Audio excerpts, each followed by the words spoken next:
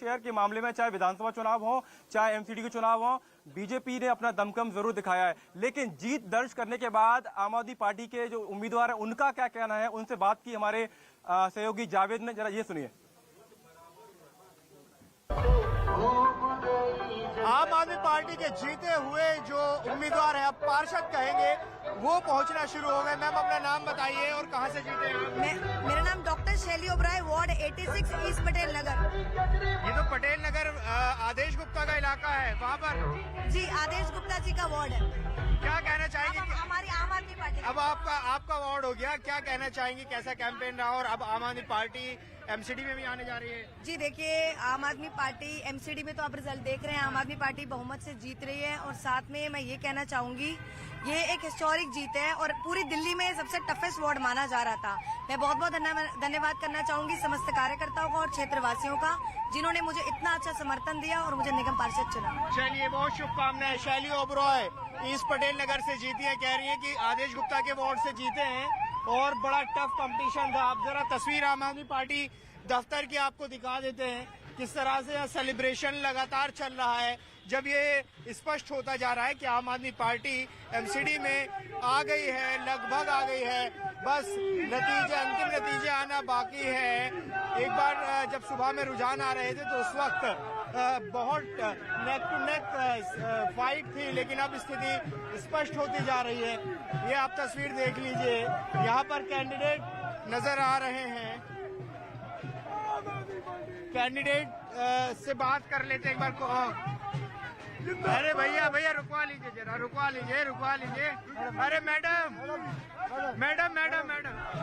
तारिका चौधरी, बताइए।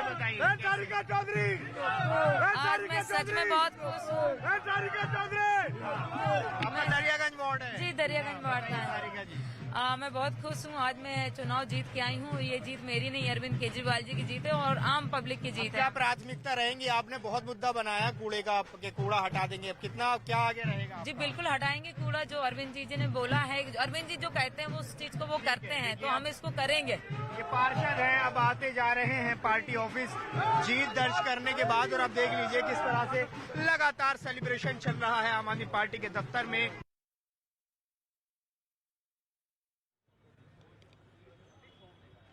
तो सुना आपने कि जो नए नए पार्षद बने आम आदमी पार्टी ऑफिस पहुंच रहे हैं, किस तरीके से अपनी खुशी का इजहार कर रहे हैं और उन मुद्दों के बारे में भी बात करें जिन पर मूलतः आम आदमी पार्टी ने ये पूरा चुनाव लड़ा है। 250 वार्ड परिसीमन के बाद इन वार्ड्स की संख्या को कम किया गया। 272 सीटें पिछले 2017 के एमसीडी चुनाव में थी, 250 इस बार हुई।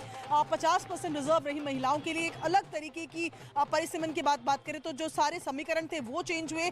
लेकिन फिलहाल ताजा अपडेट यही कि लीडिंग पार्टी के तौर पर आम आदमी पार्टी उभर कर आ रही है। लगातार जीत की संख्या बढ़ती जा रही है। 112 का आंकड़ा जहां पर आम आदमी पार्टी इन सीटों पे जीत हासिल कर चुकी है और तकरीबन इनसे थोड़ा पीछे बीजेपी। लेकिन सबसे बुरा हाल अगर कहा जाए तो कांग्रेस का नजर आ रहा है। कांग्रेस जो पिछले चुनाव में 40-41 सीटें लाई थी, इस बार डबल डिजिट तक नहीं पहुंच पा रही है। 6 सीटें जीती हैं अभी तक, एक निर्दलीय को भी ये सीट मिली है। तो ये कहना गलत नहीं होगा कि ये चुनाव किसी भी तरह से त्रिकोणीय रहा ही नहीं।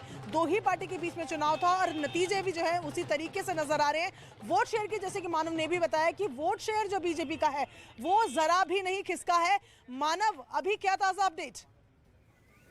जी प्रियंका, देखिए लगातार आम आदमी पार्टी आगे चल रही है, 112 सीटों पर जीत दर्ज कर चुकी है। लेकिन अगर हम बात करें वोट शेयर की, तो वोट शेयर में बहुत ज़्यादा अंतर नहीं है आम आदमी पार्टी और बीजेपी में। उसकी बड़ी वजह यह है कि बीजेपी हमेशा से, चाहे विधानसभा चुनाव हो चाहे एमसीडी के चुनाव हो, बीजेपी का वोट शेयर लगभग उतना ही रहता है। लेकिन अगर आप यहाँ पर देखेंगे तो हाईएस्ट जो विनिंग मार्जिन है वो आले मोहम्मद इकबाल का है।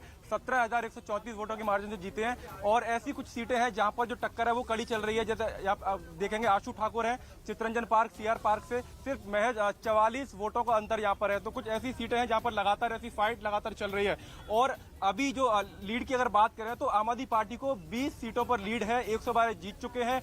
बीजेपी को 13 सीटों पर लीड है, यानी अंतर अंतर बहुत ज्यादा का नहीं है, अंतर उतना ज्यादा भी नहीं है कि जहां पर दल बदल कानून लागू ना होता हो उस अंतर को दूर न किया जा सके। तो अब मैं लगातार वही कह रहा हूं प्रियंका कि बहुत बड़ी बात नहीं होगी अगर आने वाले समय में कोई पार्टी दूसरे पार्टी के जीते हुए पार्षदों को अपनी ओर खींचने की कोशिश करती है, तो क्योंकि यहाँ पर दल बदल कानून लागू नहीं होता है, ऐसे में बहुत गुंजाइश इस बात की लगातार बनी है कि अंतर बहुत ज्यादा जीत का नहीं होगा दोनों पार्टियों में, तो वहां पर जो पार्टी है बीजेपी है वो दूसरे पार्षदों को अपनी ओर खींचने की कोशिश करेगी। प्रियंका, पहले 15 साल की कांग्रेस की सत्ता को उखाड़ा था दिल्ली से,